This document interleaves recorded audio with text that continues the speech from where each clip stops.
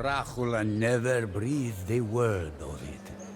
But many began to think that his time at the Ottoman court had stoked his hatred for his southern neighbor. For years, he had brooded over his brother, Radu, who had treacherously pledged himself to the Turks. Dracula also had his vows to the Order of the Dragon to consider. The Pope and the Hungarian regent both desired war with the Turks. In the year 1462, Sultan Mehmed II renewed his efforts and sent a force of 18,000 into Wallachia. Thinking that Dracula would be unable to mobilize his army quickly enough, the Sultan sought to take Wallachia by storm with this small force. He was, of course, sadly mistaken. I had heard whispers of the Danube butchering, but never a first-hand account. Dracula's enduring ability to overcome the most fearsome force of his time mesmerized me.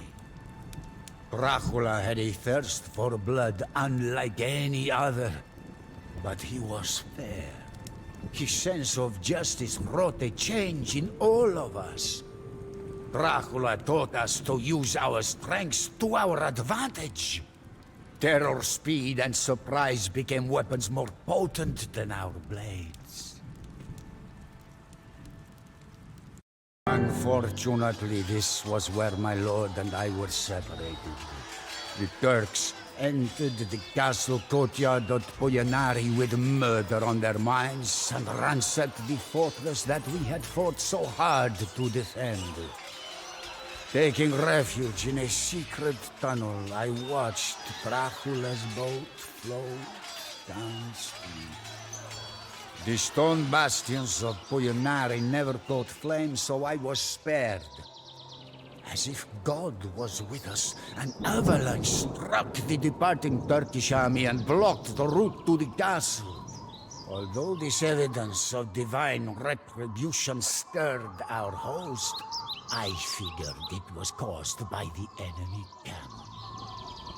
I was not eased by the change in the mood of our host. The calls of wolves and the bats filled the air as we feasted.